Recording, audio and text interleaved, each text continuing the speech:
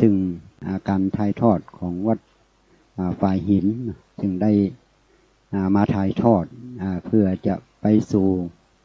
ขึ้นสีขาวทั่วเหนือซึ่งก็เป็นวันสำคัญอย่างยิ่งของขึ้นสีขาวเนาะโดยเฉพาะภาคจัดรายการหลายรูปหลายท่านในวันนี้ก็ได้เดินทางมายังท่านมหาท่านสมชาติชาปัญโยก็ดีท่านพระครูชนทานหรือว่าลุงแดงก็ที่จัดรายการนี้ก็หรือว่าตุลุงสงวนว่าอุบาสงวนสุภาโสแห่งพระธาตุเมืองเวียงอำเภอเมืองปานจังหวัดลำปางซึ่งก็ชุกลงฮุกน้อยเนาะเพราะว่าเปิ่นก็ว่าออกรายการตั้งแต่6 โมงถึง7 โมง6 โมงแรงถึง7 โมงแรงก็ได้มาดูสถานที่ของที่พักสงฆ์ทำมาพิวัตรรู้สึกว่าเป็นสถานที่ร่มรื่นแล้วก็มีทุกสิ่งทุกอย่างเนาะโดยความเสียสละของอาจารย์อาทิตย์ธีรปัญโยซึ่งก็เป็นพระหนุ่มพระน้อยที่มีความเสียสละทางด้านพระพุทธศาสนามีการเผยแพร่หลักธรรมคำสอนขององค์สมเด็จพระสัมมาสัมพุทธเจ้าพร้อมโดยนักศึกษาต่างๆก็ได้มาปฏิบัติเป็นข้างเป็นคราวกันไปเนาะแล้วก็ได้เดินทางมาเนาะมารู้สึกว่าสถานที่กว้างขวางนะร่มเย็นถ้าหาว่าใครบัดมาก็ลองมาพอนะว่าสถานที่ร่มเย็นก็อยู่หลังไฟฟ้าเล็กในของแม่เมาะเนาะอยู่บ้านซบเจินตำบลซบป้าอำเภอแม่เมาะจังหวัดปางเนาะบางท่านอาจจะมาได้เดินทางมาแต่ก็ได้ลงปัจจัยนะเป็นเงินเป็นทองมาเพื่อร่วมทำบุญในการรอเทียนพรรษาในวันพรุ่งนี้ซึ่งก็ตรงกับวันที่20ตรงกับวันเสาร์วันที่20เดือนมิถุนายนเป็นวันรอเทียนพรรษาการรอเทียนพรรษานั่นเป็นการจุดปัญญานะคนเฮาเนี่ยอย่างเพิ่นปฏิบัติธรรมต่างๆมีกันว่าตาทิพย์มีอย่างต่างๆนี่ก็มาจากการที่ได้ถวายเกี่ยวกับแสงสว่างนะแสงสว่างการปฏิบัติก็จะได้รุดหน้าขึ้นมาฉะนั้นญาติโยมเนาะบางผู้บางท่านก็บ่เคยมาเนาะครูบาก็บ่เคยมาสักเตือที่นี่ก็เป็นครั้งแรกของการมาฉะนั้นวันพรุ่งนี้ก็ถือว่าเป็นนิมิตมิ่งอันดีงามเนาะที่พวกเขาขึ้นสีขาวพระนักการครูบาอาจารย์ต่างที่เขาฟังเสียงเปิ้นแต่บอกฮู้ว่าตัวตนเปิ้นเป็นจะได้ห้องนะก็จะได้มาหันมาปะมาพบการได้หันพระสงฆ์องค์ข้าเจ้าหลายท่านที่ท่านมีคุณธรรมจริยธรรมอย่างต่างๆที่ดีงามของพุทธศาสนิกชน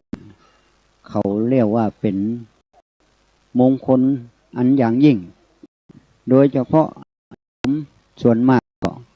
นุ่งขาวห่มขาวเนาะมาทำพิธีรู้สึกว่าที่เป็นจัดไว้ก็โอ้เก้าอี้อาจารย์บอกว่ามีเป็น2,000นะที่จะต้อนรับกับญาติโยมแล้วก็เป็นเกี่ยวกับโรงทานนะโรงทานก็อยู่ด้านหนึ่ง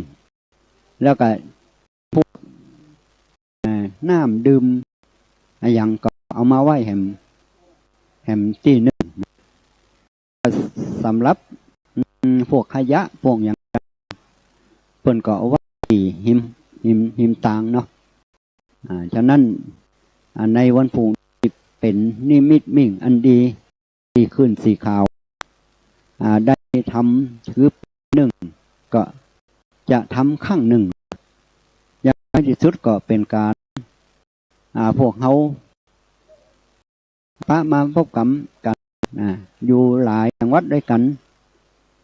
พวกเขาพูดเนี่ยถ้าได้พระพบกันยิ้มแย้มแจ่มใสเฮือแก่กันมันก็เป็นความสุขอย่างหนึ่งที่เขาบัจจะเอาอย่างอื่นมาแทนได้นะได้มาหันพระเจ้าก็ดีได้มาพระที่เปิ่นมาว่าในที่เปิ่นมาร่วมครั้งนี้เนาะบอกว่าจะเป็นคนเฒ่าคนแก่คนหนุ่มคนสาวได้เอกหรืออ่อนก็ดีมาร่วมกันเพราะว่าเพิ่นได้เตรียมมาเป็นเดือนโอ้ตัดหญ้ากับเชียงเป็นหนึ่งนะอาจารย์เพิ่นก็มีความเสียสละเพื่อจะส่งเสริมธรรมะขององค์สมเด็จพระสัมมาสัมพุทธเจ้าของเขาเนี่ยคือไปสู่ประชาชนได้รับธรรมะจากพระคุณเจ้าโดยผ่านทางอากาศหรือทางขึ้นสีขาวแต่สงฆ์องค์พระเจ้าแต่ละรูปก็มีความที่จะเอาธรรมะขององค์สมเด็จพระสัมมาสัมพุทธเจ้านี่ท่านก็ได้ปรินิพพานไป2,560 ปีแต่ศาสนาเขาก็คงตั้งอยู่การที่จะได้มาชาวพุทธของเขาจะได้มามาพบกันมันเป็นสิ่งที่ยากจริงที่สุดเพราะว่าถ้ามีความเสียสละมันคงจะเป็นไปได้ยากเนาะแต่มาจากความเสียสละของทุกฝ่ายโดยเฉพาะท่านอาจารย์สาธิตธีรปัญโยซึ่งเป็นเจ้าของสถานที่แห่งนี้เนาะก็ถือว่าเป็นที่พักสงฆ์ยังไม่เป็นวัดเด้อแล้วก็ท่าน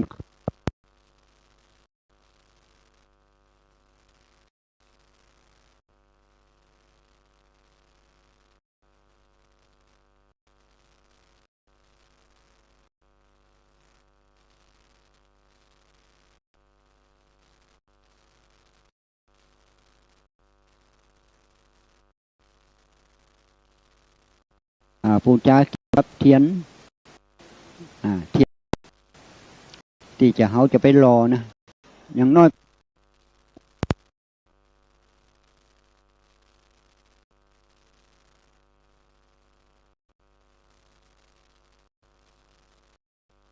เพื่อมีการบำรุงสถานีวิทยุขึ้นสีขาวหลายสถานีด้วยกันถ้าขึ้นสีขาวเนี่ยถ้าบ่มีผู้อุปถัมภ์ค้ำจูน่ะคงจะไปได้บ่เท่าที่ควรเนาะบ่เท่าที่ควรแต่ก็เขาก็อาศัยเหตุแห่งการรอเทียนนี้แหละมาร่วมเป็นอันหนึ่งอันเดียวกันบางผู้บางท่านพ่ออุ้ยแม่อุ้ยพ่อหลวงแม่หลวงโอ้แม่บ่ได้ไปเนอะแม่ขอฝากปัจจัยไปร่วมบุญโดยเนอะอันนี้ก็เป็นบุญอย่างหนึ่งที่เขาได้ตั้งใจไว้นะหลวงพ่อฤาษีดิงดำเนี่ยอย่างวัดท่าซุงจังหวัดไทยธานีเปิ้นก็ว่าการทำบุญน่ะได้ตอนได้ตอนเอาเงินให้เช็คมันนั่นแหละนะถ้าเขาทำเสียสละยังไม่ที่สุดเขาก็เสียสละด้านจิตใจนะเป็นว่าคนจะงามนั้นใจใช่ใบหน้าคนจะสวยจันยาใช่ตาหวานคนจะแก่ความรู้ใช่อยู่นานคนจะรวยสินทานใช่บ้านโตคนรวยนี่เปิ่นไปจะได้วัดว่าคนนั่นมีเงินหมื่นล้านแสนล้านนะถ้าคนเหล่านั้นบ่มีความเสียสละเขาเรียกว่าเป็นคนจนอยู่ถ้าศาสนิกชนของ ถึงแม้ว่าท่านอาจจะมีปัจจัยน้อยนิดท่านก็เสียคือท่านเป็นคนว่าเป็นคนรวยถ้าคือผู้อื่นได้สังคมได้นั่นแหละเป็นผู้รวยละเปิ้นบ่ได้นับว่าบ้านโตนะบ้านใหญ่บ้านโตบ่ได้ว่าคนใดเสียสละได้เพราะว่าวัดวาอารามต่างๆศาสนาต่างๆนี่ก็มาจากผู้เสียสละโดยเฉพาะชาวพุทธของเขาเนาะวัดวาอารามเขามีหลายหมื่นวัดเกิดขึ้นมาได้เพราะเหตุอย่างเพราะเหตุพระศาสนิกชนเขาเนี่ยโดยเฉพาะพระสงฆ์องค์ข้าเจ้าพระสงฆ์องค์ข้าเจ้าเรียกว่าสมณศรัทธาแล้วก็ญาติโยมเขาเรียกมูลศรัทธาเนี่ยกันพระพุทธเจ้าพระพุทธเจ้าตรัสว่าศาสนาถ้าจะเสื่อมได้ก็มาจากบริษัทสี่ไม่สามัคคีกันนะภิกษุณีวาสกวาสิกาไม่สามัคคีกันแต่ถ้าศาสนาจะอยู่ได้ก็มาจากความสามัคคีของบริษัททั้งสี่บริษัททั้งสี่มีภิกษุณีนะถ้าสามเณรก็เราของภิกษุเนาะอุบาสกอุบาสิกาช่วยกันอุปถัมภ์ค้ำจูเนาะช่วยกันอุปถัมภ์ค้ำจูโดยเฉพาะจะมีสี่อย่างเช่นศาสนบุคคลศาสนบุคคลก็วัดวาอารามก็มีจุเจ้ามีเนนเนาะแล้วก็มีขยมนะสมัยเก่าแล้วก็มีอุบาสกอุบาสิกานี่เขาเรียกว่าเป็นศาสนบุคคลศาสนธรรมก็คือธรรมะของพระพุทธเจ้านี่ที่ว่าพระสงฆ์องค์ข้าเจ้าเนี่ยได้เรียนห้ามเรียนศึกษาตั้งแต่น้อยมาก็เอาคำสั่งของพระพุทธเจ้านั่นแหละมาเผยแพร่ให้ญาติโยมได้ฟังกันว่าเปิดของที่มันปิดไว้นะหงายของที่คว่ำไว้คือศรัทธาญาติโยมได้ฟังพระธรรมเทศนาของพระพุทธเจ้านะซึ่งของพระพุทธเจ้านั้นภาษาบาลีพระคุณเจ้าประกอบแต่จากภาษาบาลีมาเป็นภาษาแบบเจ้าบ้านเขาแบบง่ายๆนะแบบง่ายเขาได้เข้าใจแล้วก็ได้เข้าใจแล้วจิตใจเขาก็เบิกบานในธรรมะที่พระคุณเจ้าได้เอานำมาเผยแพร่อันนี้เรียกว่าศาสนธรรมศาสนวัตถุก็คืออารามต่างๆที่เขาได้สร้างวิหารก็ดีสร้างศาลาก็ดีกุฏิก็ดีสร้างกำแพงก็ดีสร้างพระเจดีย์ก็ดีนะอันนี้ก็คือเป็นศาสนวัตถุแต่ละอย่างก็มาจากความเสียสละของสมณศรัทธาก็คือเราเนาะทุกเจ้าเรียกว่าสมณศรัทธาและมูลศรัทธาก็คือออกไม่ออกช่วยกันดินกีทุกก้อนก็มาจากความเสียสละมาจากเสียสละของพุทธศาสนิกชนและอย่างหนึ่งก็คือศาสนพิธีก็คือพิธีการต่างๆเช่นเขาจะทำพิธีเกี่ยวกับงานต่างๆเขาก็มีการไหว้พระเนาะจุดธูปเทียนบูชาอย่างว่าเทียนก็2 เล่มหมายถึงพระธรรมกับวินัยหมายว่าศาสนาพุทธเขาสอนที่พระพุทธเจ้าใกล้จะปรินิพพานเนี่ยพระอานนท์ได้ถามพระพุทธเจ้าว่าเมื่อพระองค์ปรินิพพานแล้วพระองค์จะเอาไผ่มาเป็นตัวแทนของพระองค์พระพุทธเจ้าท่านตรัสว่าธรรมและวินัยเท่านั้นที่ครูของพวกเธอที่จะเป็นตัวแทน ขององค์สมเด็จพระสัมมาสัมพุทธเจ้านี่แหละพระธรรมและวินัยนี่จะเป็นครูพวกเธอทั้งหลายฉะนั้นศาสนพิธีนี่แต่ละท้องถิ่นมันอาจจะบ่เหมือนกันมันอาจจะบ่เหมือนกันเพราะว่าเขาเรียกว่าประเพณีท้องถิ่นประเพณีท้องถิ่นเพื่อจะประเพณีท้องถิ่นของแต่ละที่คงจะเหมือนแต่ความหมายที่สุดก็คือการที่จะมาร่วมกันเป็นอันหนึ่งอันเดียวกันทำให้สิ่งเหล่านั้นเป็นไปด้วยความอย่างวันพรุ่งนี้ก็เหมือนกันวันพรุ่งนี้เหมือนกันเขาก็จะมาพร้อมกันมาพร้อมกันเพิ่นก็จะมีการไหว้พระนับศีลมีการรอเทียนอาจจะมีพระคุณเจ้าไปรอก่อนแล้วก็พร้อมกับญาติโยมที่มาทุกสารทิศมาปะมาพบกันเพื่อจะมาเป็นอันหนึ่งอันเดียวกันเพราะว่าสมัยเดี๋ยวนี้ของชาวพุทธเขาเนี่ยที่สิ่งที่รวบรวมชาวพุทธได้เนี่ยมันก็หายากเหมือนกันเพราะว่าแต่ละวัดแต่ละวาก็ทำหน้าที่ของแต่ละวัดแต่ละวาไปเนาะแต่ว่าจะให้ญาติโยมหลายจังหวัดหลายอำเภอหลายหมู่บ้านมารวมกันนุ่งขาวห่มขาวมากันเนี่ยโหมันเป็นสิ่งที่ยิ่งที่สุดมันเป็นสิ่งที่ยากยิ่งที่สุดเพราะการดำเนินการต่างๆเนี่ยอย่างที่พระสงฆ์สถาบันธรรมาภิวัตน์เนี่ยเปิ้นก็เตรียมไว้เป็นเดือนเตรียมการไว้เป็นเดือนเพื่อจะต้อนรับพระคุณเจ้าพร้อมโดยญาติโยม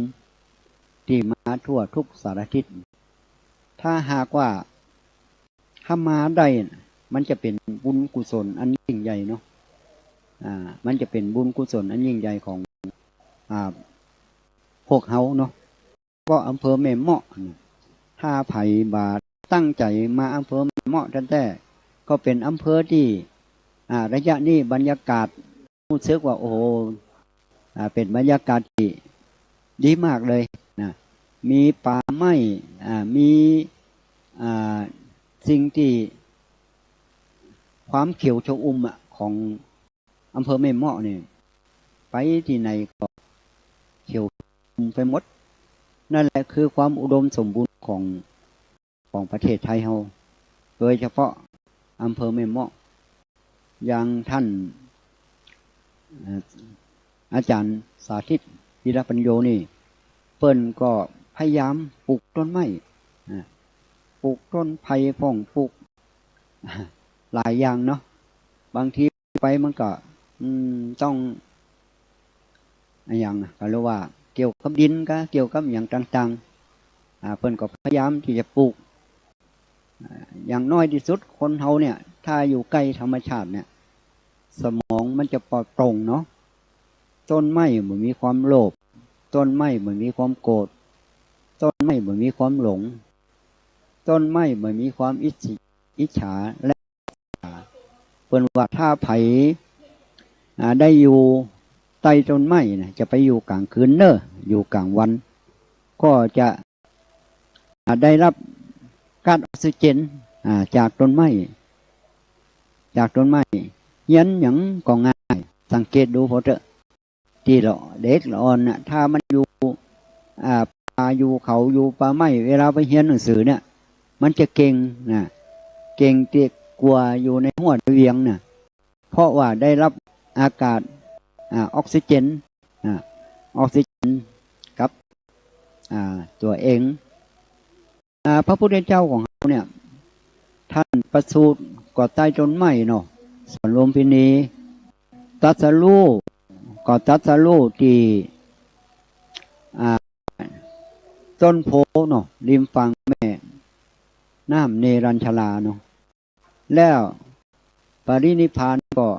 ต้นหลังนังกูที่เมืองกุสินารา คนเฮาเนี่ยทุกวันนี้เนี่ยคนเฮา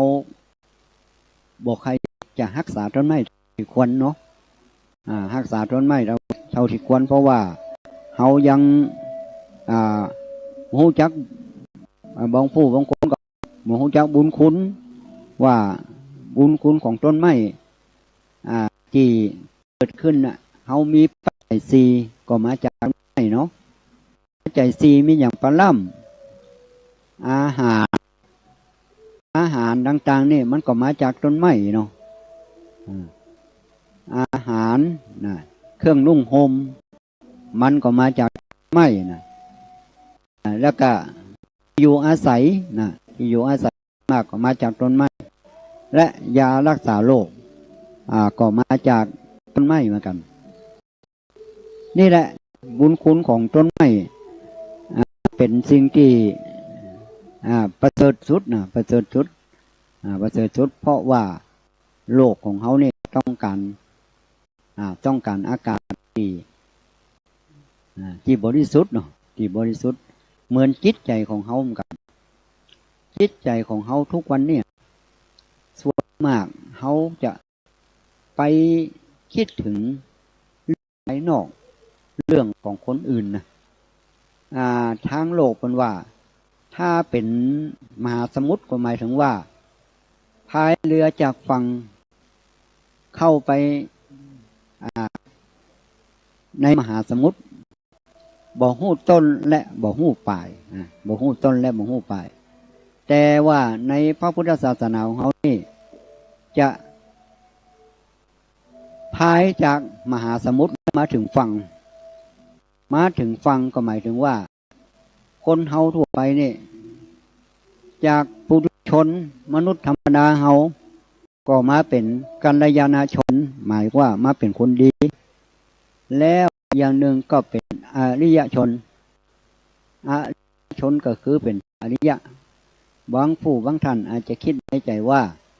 พระอริยเจ้านี่ต้องนุ่งขาวห่มขาวต้องบ่เอาอย่างภาวนาวันค่ำคืนหุ่งบ่ใช่นะญาติโยมบางผู้บางท่านอาจจะแต่งตัวอาจจะอย่างดูเหมือนกับบ่ใจเป็นพระอริยบุคคลแต่คนบ้านธรรมดาก็เป็นได้นะพระอริยบุคคลนี่หมายถึงที่เป็นตัดกิเลสได้เนาะตัดกิเลสได้สมมติว่าเป็นว่าถ้าให้เลือกเอาว่าถ้าถูกหวยกับเป็นพระอริยบุคคลเนี่ยจะเลือกเอาอันใดนะถ้าคนเข้าใจเนาะจะเอาเป็นพระอริยเจ้าถ้าคนบอกเข้าใจก็จะเอารางวัลที่หนึ่งจะเอาเรียกเอาวันที่หนึ่งแต่ว่า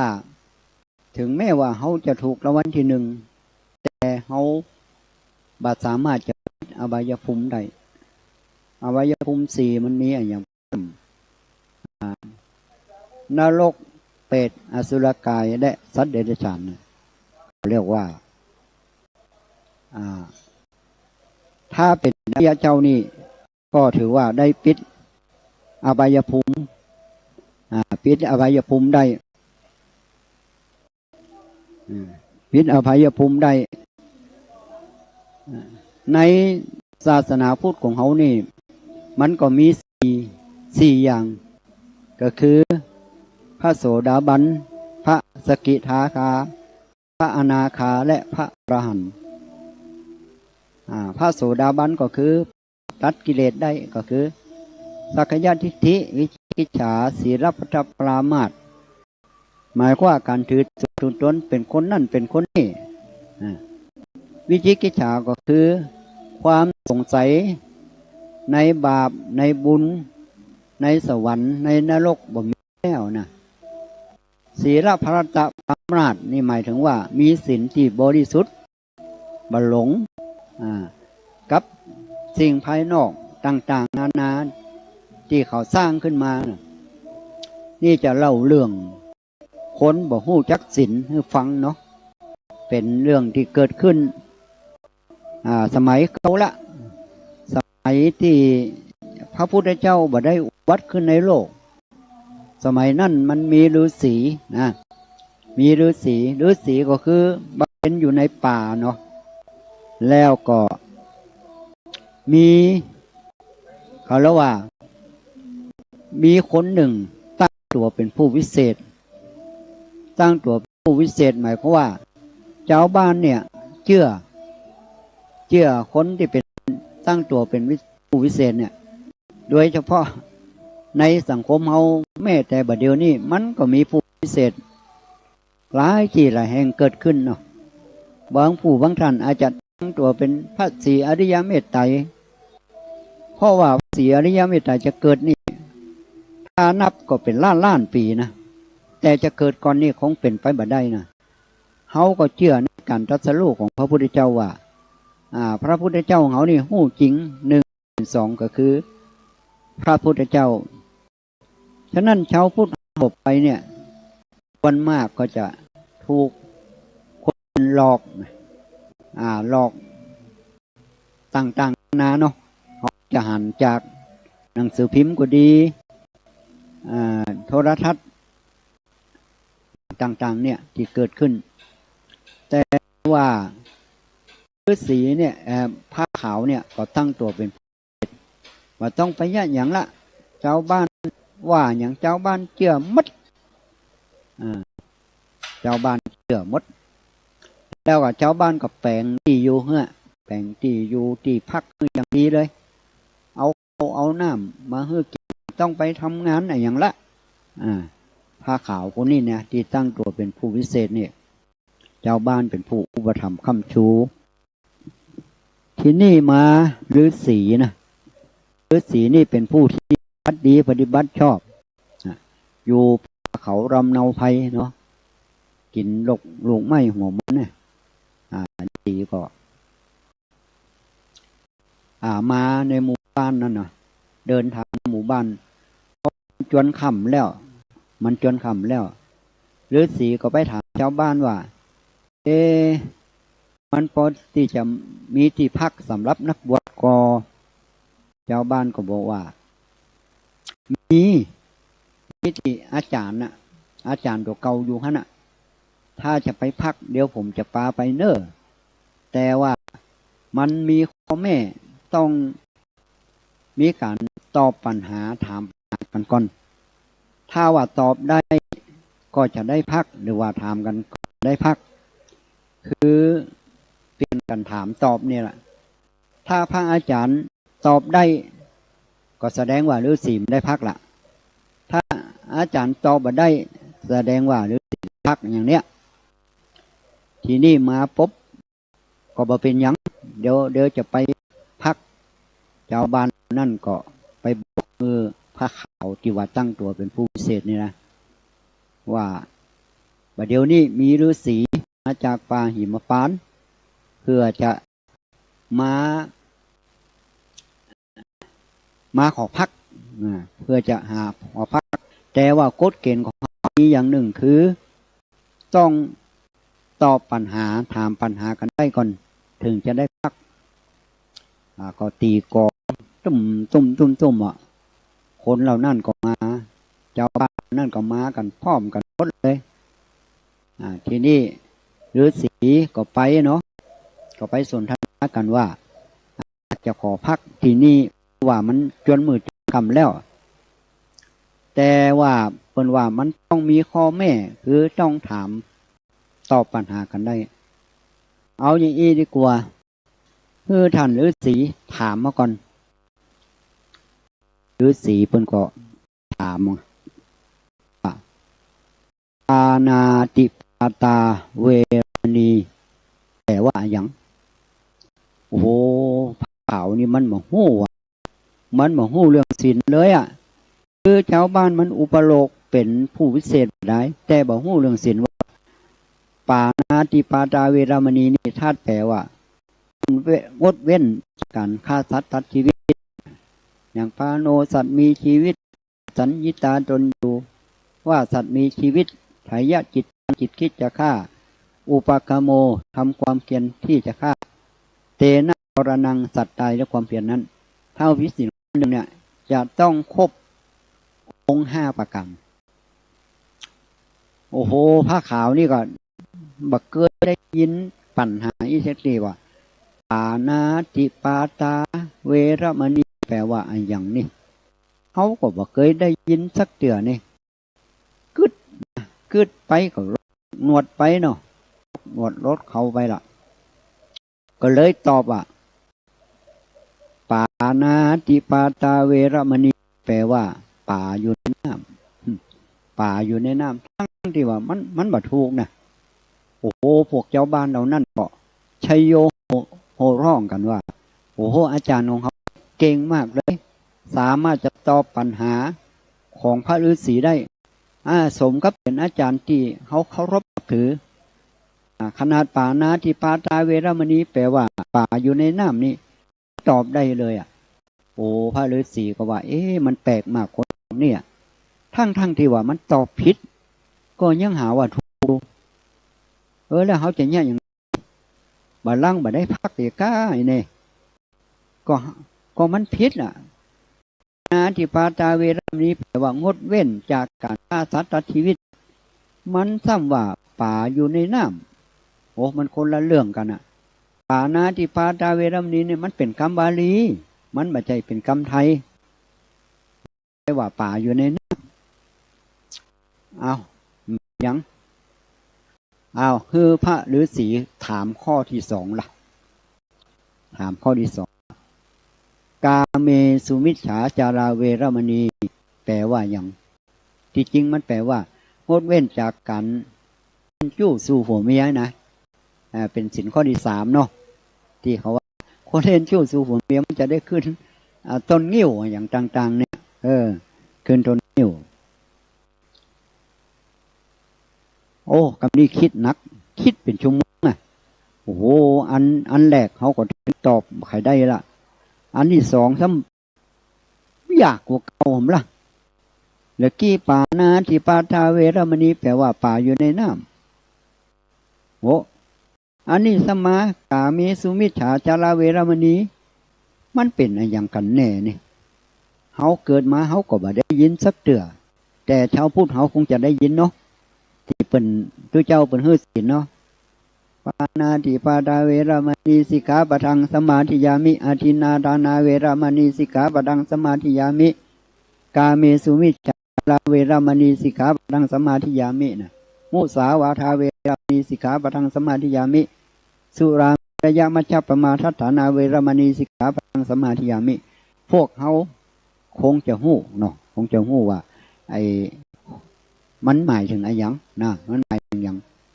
กาเมสุมิจฉาจาระเวรมณีแปลว่างดเว้นจากการนอกใจกันเนี่ยง่ายเนาะเล่นจู้สู่ผัวเมียกันเนี่ยโอ้คำนี้คิดนักล่ะคิดนักว่ามันเลยนึกเป็นชั่วโมงนึกบอกออกเลยบอกว่ากาเมสุมิจฉาแปลว่ากาจับหลังคาลูกเหมือนจะไปว่ากานี่มันคงจะกาเมนี่มันคงจะเป็นกาจับหลังคาที่จริงมั่นใจความหมายนั่นกาเมสุมิจฉาจาระเวรมณีแปลว่าการเล่นชู้สู่ผัวเมียแต่มันซ้ำมันแปลว่ากาจับหลังคากาจับหลังคาเจ้าบ้านเหล่านั้นก็โห่ร้องกันว่าโอ้อาจารย์เขานี่เก่งได้เนาะสมกับหมู่เขาเนี่ยได้อุปถัมภ์ค้ำชูอาจารย์ของเขานี่สามารถจะตอบปัญหาของพระฤาษีได้โอ้อาจารย์เขานี่เก่งมากเลยพระฤาษีก็มานึกในใจว่าบัลลังก์เขาจำได้พักคืนนี่เพราะว่าทั้งที่มันตอบผิดก็ยังว่าถูกอยู่มันอย่างใดนี่มันเหมือนเขาเนี่ยเวลาในหมู่บ้านหนึ่งนะเขาเดินแข่งห้านเนี่ยแข่งห้านขาห้านเนี่ยแข่งห้านนี่นะเขาเดินตรงเนี่ยเวลาเขาเดินตรงเขาก็ว่าเขาเนี่ยเดินสื่อลำไผ่นะพระฤาษีก็ว่ามันอย่างใดนี่ ทั้งที่ว่ามันตอบผิดมันก็ยังว่าถูกอยู่พระฤาษีอาจจะเสียศีลนะวันนี้อาจจะเสียศีลก็เลยตอนที่ผ้าขาวนะมันคิดนักเนาะมันก็นวดเขามันนักอย่ามันก็ลกนวดลกเขาตกลงหลุมฮะจ้ะพระฤาษีก็เอาละตัดสินใจละว่าอย่างไรก็เข้าพานไปหาพิษเนาะพระฤาษีก็เลยจับนวดเขาของผ้าขาวที่มันลกลงนั่นที่มันคิดนักนะก็เลยเอามากำและคือเจ้าบ้านได้รับรู้ว่าพี่น้องทั้งหลายที่มาวันนี้เพราะอยากจะได้ของวิเศษชาวบ้านวิเศษอะไรอย่างท่านฤาษีก่อนนี่แหละของวิเศษก็คือนวดของพระอาจารย์สุเขานะกะมันดีอย่างไรท่านฤาษีโอ้โหมันดีมากเลยถ้าไผได้ไปนี่นะไผเป็นโรคไผไข้เจ็บนี่นะเอาใส่น้ำเนอะเอาใส่น้ำแล้วก็ดื่มกินไผเป็นโรคมะเร็งโรคกระเพาะโรคอะไรอย่างเนี้ยหายหมดเลยนี่ไผอยากเหาะได้กำนวดนี่แหละอธิษฐานเอาว่าขอให้เหาะได้เนอะก็จะเหาะได้โอ้โหไผอยากร่ำอยากรวยเอามาอธิษฐานพอว่าถ้ามันมาฐานเนี่ยเอานวดนี่แหละนวดอาจารย์ของสุเขาเนี่ยแหละเอามาอธิษฐานว่าขอมีเงินมีทองเนอะรับได้เงินหมื่นตื่นได้เงินแสนว่ากันไปนะอาจารย์เนี่ยสุเขาหู้ก็พระฤาษีมาเนี่ยสู่เขาบอกหู้ว่าของที่อยู่กับอาจารย์สู่เขาเนี่ยพระฤาษีนี่อุตส่าห์มาจากหิมพานต์น่ะเพื่อจะเอาตัวนี้นะแล้วพวกผมเขาจะได้อย่างไรก็ไปเอาที่อาจารย์สู่เขานั่นกะลองเลิกพระเจ้าปาดโทษหมู่นั่นก็เข้าไปหาอาจารย์นั่นกะอาจารย์ที่นุ่งขาวนะไปลู่เอาลกงวดลกเขากับโถอาจารย์นั่นก็มดบันไดก็ล่นวิ่งไปกะนั่นก็ติดตามไปกับปาดโทษตั้งแต่วันนั้นมาผู้วิเศษแห่งนั้นก็เลยหนีล่ะเพราะว่าถูกเจ้าบ้านลกนวดลกเขาจนเจ็บแสบทนบ่ได้นี่แหละท่านผู้ฟังในการที่เขาเป็นชาวพุทธน่ะบางอย่างเขาก็บอกควรเชื่อในสิ่งเขาเชื่อหนึ่งเชื่อในการตรัสรู้ของพระพุทธเจ้าสองเชื่อเรื่องกรรมว่าเขามีกรรมเป็นของตัวเองบางอย่างเขาติดหนี้นะกะเขาติดถึงแสนจะใส่บน10 บาทมันไหววะถ้าเขากรรมในเว้นของเขานี่เป็นรถ10 ล้อแล้วเขาเอาไม้น้อยเดียวไปกั้นไปกั้นรถ10 ล้อมันจะไหววะนี่แหละฉะนั้นการตรัสรู้ของพระพุทธเจ้าเนี่ยพระพุทธเจ้าท่านตัด1บอกเป็น2ก็เรื่องของสุปพุทธะเนาะสุปพุทธะซึ่งเป็นคล้ายว่าเป็นป่อของนางพิมพาหรือยโสธราเนี่ยสุปพุทธะนี่คล้ายว่ามีความเจ็บอกใจว่าตอนพระพุทธเจ้าของเขาเนี่ยตอนเป็นเจ้าชายสิทธัตถะเนี่ยอายุ29 ปีนะไปออกบวชละให้ลูกตัวเป็นไม้อยู่กับวังนั่นแหละแกเจ็บอกเจ็บใจพระพุทธเจ้าว่าจะได้ว่าไปละให้ลูกตัวเองนางสิริมหามายาเนี่ย มันจะนางศรีวิหารนางพิมพาหรือยโสธราเนี่ยปล่อยให้เป็นไม้อยู่หั่นน่ะเลี้ยงลูกคือลาหุนไว้น่ะหลังจากที่เปิ้นได้ตรัสรู้พระพุทธเจ้าล่ะเปิ้นเสด็จมาเมืองกบิลพัสเนาะเมืองกบิลพัสซึ่งเป็นเมืองของจริงๆพระเจ้าสุภพุทธะนี่อยู่เมืองเทวทหะนะเทวทหะแกก็พยายามที่จะกันแกล้งพระพุทธเจ้าหลายสิ่งหลายอย่างด้วยกันแต่พระพุทธเจ้านี่ท่านเปิ้นเป็นผู้อาสวะกยันเปิ้นบ่มีกิเลสละเปิ้นบ่ไปโคดไปบางผู้บางคนเนี่ยเปิ้นว่าตั้งแต่10 ปี20 ปีก็เอามาอยู่เอามาว่าอยู่นะที่จริงเปิ้นว่ามันแล้วไปแต่เฮาเอาสิ่งเหล่านั้นมาคล้ายๆแล้วเอามาย่ำนะเอามาย่ำทำเฮาได้เจ็บใจขึ้นแหมหลายเท่าตัวแหมหลายดอกว่าอันนินทากาเลเหมือนเทน้ำไม่ชกช้ำเหมือนเอามีดมากรีดหินแม้องค์ปฏิมายังลาคินมนุษย์เดินดินใครเล่าจะพ้นคนนินทาเดี๋ยวนี้สัมภาษณ์ไอ้โทรศัพท์อย่างต่างๆเนี่ยคอมเมนต์อย่างต่างๆความคิดเห็นต่างๆมันก็ว่าไปเลยตามความคิดเห็นนะแล้วว่าที่ป่ามนุษย์มีปากย่อมพูดคนมีหูย่อมฟัง2 มือจะปิดหูปิดตาคนทั้งเมืองย่อมไม่มิดคนโง่มัวหลบหลีกปากการแต่ไม่หลบหลีกความคิดปรุงแต่งคนฉลาดหลบหลีกความคิดปรุงแต่งแต่ไม่จำเป็นต้องหลบหลีกปรากฏการณ์นะถ้าเอาตัวนี้ไปใช่นะโอ้โหมันสบายใจเฮาบ่สามารถจะไปห้ามคนอื่นมาคอมเมนต์หรือว่ามาแสดงความคิดเห็นครับตัวเฮาได้เฮาเนี่ยดีมันก็ว่าไปอย่างเนี่ยคนงามมันก็ยังว่าเนี่ยคนงามมันก็ยังว่าคนเหงานะอย่ามางามไว้งามเหงาคนรอก็รอไว้รอเหงามันยังว่าอยู่นะฉะนั้นเขาจะไปถือเขาต้องลบหลีกความคิดปรุงแต่งหมายว่าความคิดปรุงแต่งที่เขาจะต้องไปว่าเขาน่ะเขาหลีกจากมันเถอะพระพุทธเจ้าเขายังถูกนินทาเนาะถูกนินทาพระเจ้าสุปพุทธะเนี่ยกันแกล้งพระพุทธเจ้าต่างๆนานาบางทีก็เอาอย่างปล่อยจ้างพ่องอย่างท่องเอาทำให้พระพุทธเจ้านี่ได้รับความลำบากได้ความลำบาก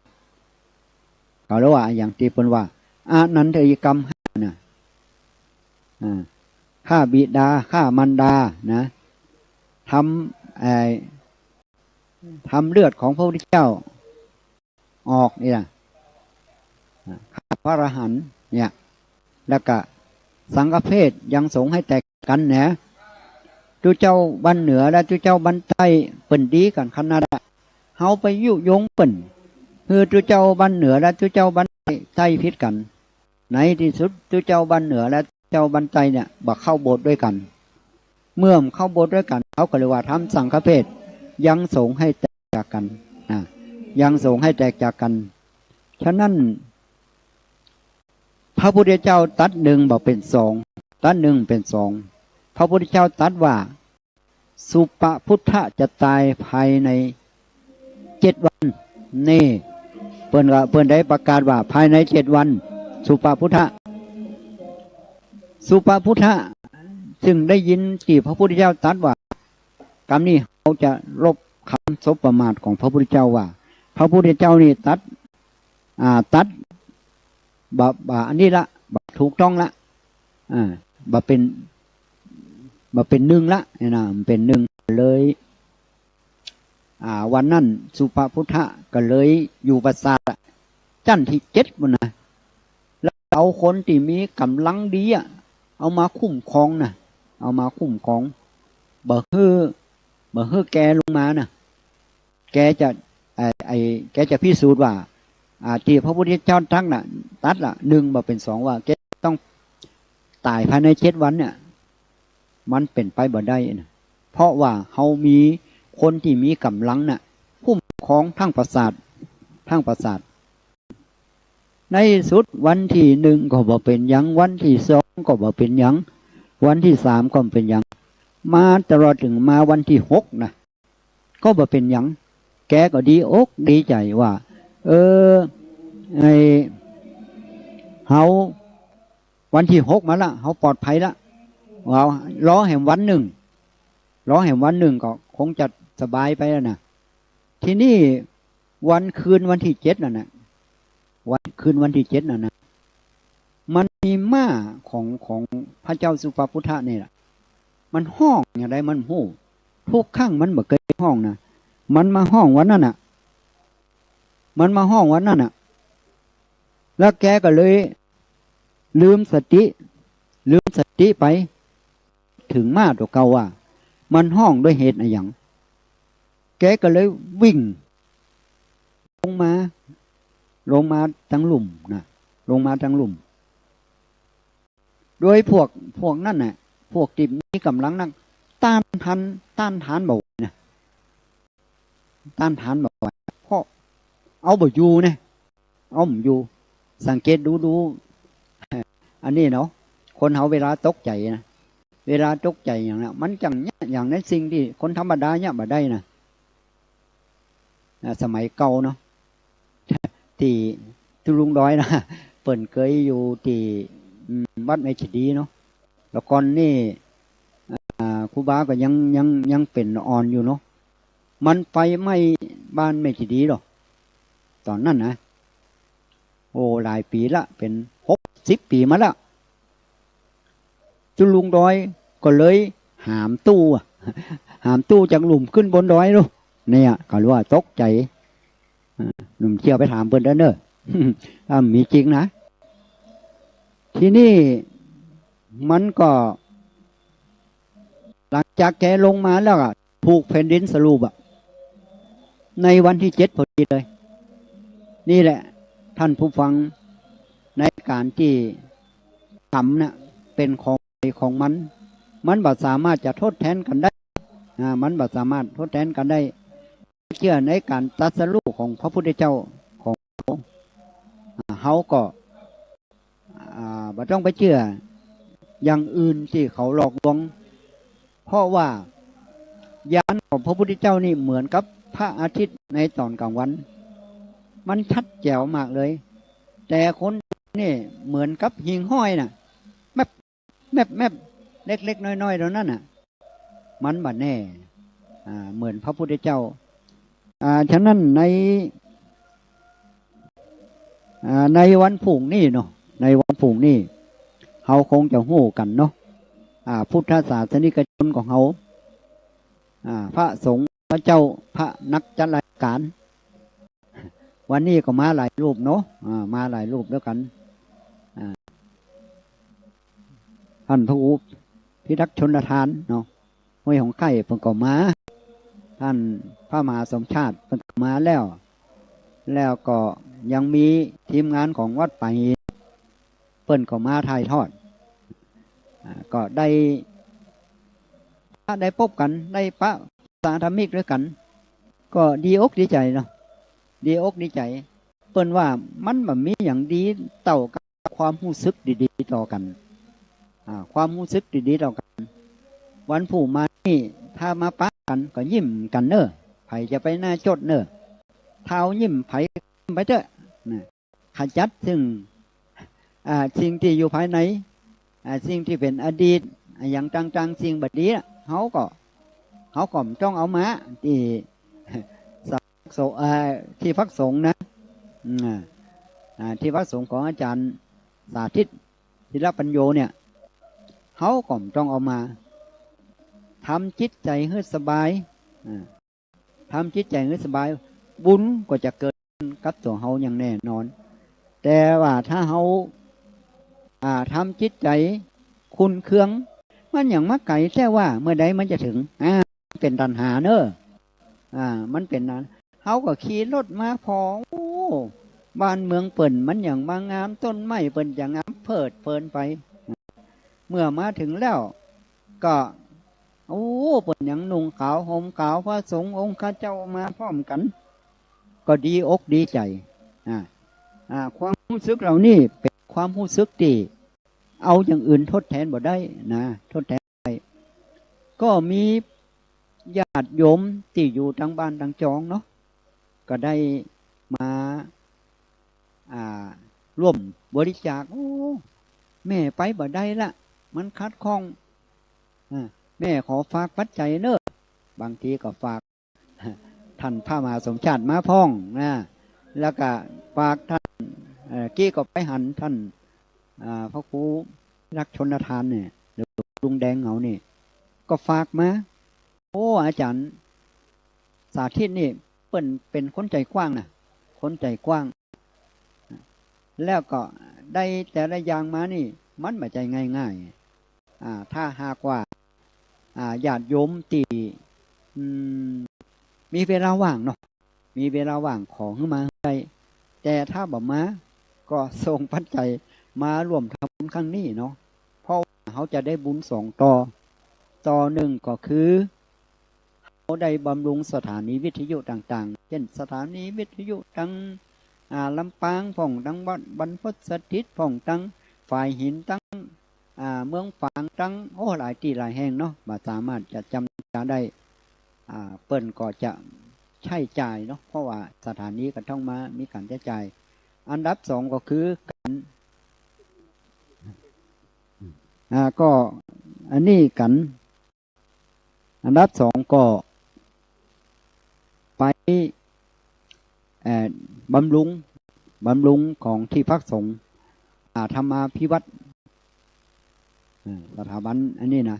ของอาจารย์นี่คือเป็นที่ต้อนรับกับนักศึกษาก็ดีผู้สนใจในธรรมะก็ดีคือได้รับสิ่งเหล่านี้ฉะนั้นในโอกาสสุดท้ายนี้เนาะก็ขออำนวยอวยพรคือญาติโยมที่ตั้งใจจะมาร่วมพิธีรอเทียนพรรษาครั้งนี้เป็นครั้งที่19ก็ขอให้ท่านทั้งหลายจงมีความสุขความเจริญรวมทั้งญาติโยมที่ได้ร่วมบริจาคผ่านพระนักจัดรายการหลายรูปหลายแห่งหากว่าท่านมีความปรารถนาสิ่งใดเป็นไปได้จบแล้วประกอบได้ทำแล้วขอความมุ่งมา่ปรารถนาเกิดมาจากหน้าฉันใดก็ขอให้มีสติปัญญาเหมือนเก้าเขาได้ถวายแสงสว่างนั่นก็คือเทียนก็ขอเพื่อปราศจากสัพพโรคสัพพโศกสัพพโลกสัพพภัยสัพพอันตรายหลายประกอบด้วยอายุวันนะสุขภาระปฏิภาณธนาสารสมบัติแล้วก็โดยอำนาจคุณพระพุทธคุณพระธรรมคุณพระสงฆ์และโดยอำนาจสิ่งศักดิ์สิทธิ์ต่างๆจงมาคุ้มครองยังท่านผู้ฟังก็ดีท่านที่ได้ร่วมทำบุญครั้งนี้ที่มาก็ดีที่มานี้ก็ขอให้อยู่ดีมีสุขตั้งแต่นี้ต่อไปก็ขอเจริญพร